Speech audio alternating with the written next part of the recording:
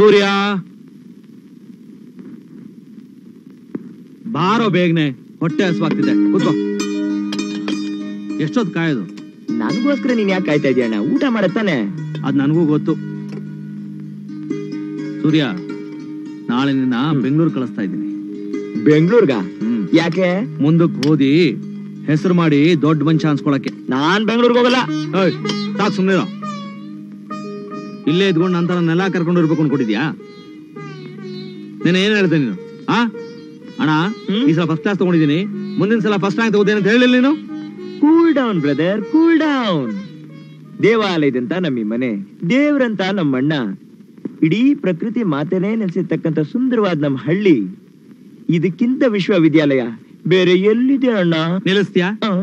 ಇನ್ ಮುಂದಕ್ಕೆ ಮಾತಾಡೋದ್ ಬಿಟ್ರೆ ನೀನ್ ಇಲ್ಲೇ ಇದ್ದು ನನ್ನ ಬೆಂಗಳೂರು ಕಳಿಸ್ಬಿಡ್ತೀಯ. ಊಟ ಮಾಡು,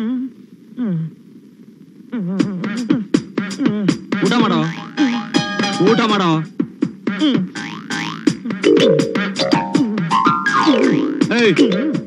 ಸಾರಕ್ಕೋ.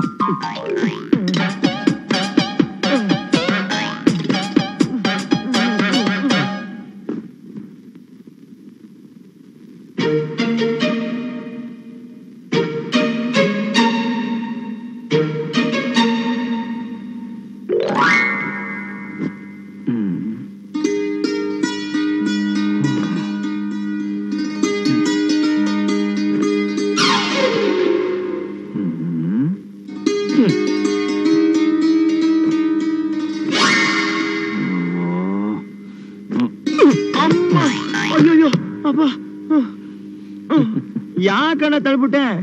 ನನಗಲ್ಲಿ ನಿದ್ದೆ ಬರಲ್ಲ ಕಣಣ್ಣ. ಚಿಕ್ಕ ಮಗುವಿಂದ ನಿನ್ ಜೊತೆಲೆ ಮಲ್ಗ ಅಭ್ಯಾಸ. ಅದು ಚಿಕ್ಕವನಾಗಿದ್ದಾಗ, ಈಗ ದೊಡ್ಡವನಾಗಿದ್ಯಾ, ಜವಾಬ್ದಾರಿ ವಯಸ್ಸು ಬಂದಿದೆ. ನಾನ್ ದೊಡ್ಡವನಂತ ಯಾರು ಹೇಳ್ದವ್ರು ನಿನ್ಗೆ? ಹಳ್ಳಿ ಜನ. ಹಳ್ಳಿ ಜನಕ್ಕೆ ನಾನ್ ದೊಡ್ಡವನು, ನಿನಗ್ ನಾನೇನು ಚಿಕ್ಕ ಮಗುನೇ ಕಣಣ್ಣ. ಅಣ್ಣ ಅಣ್ಣ, ನಿನ್ ಜೊತೆ ಮನ್ಕೋತೀನಿ ಕಣಣ್ಣ. ನಿನ್ ಜೊತೆ ಮನ್ಕೋತೀನಿ ಕಣಣ್ಣ. ಅಣ್ಣ ಬಾಬಾ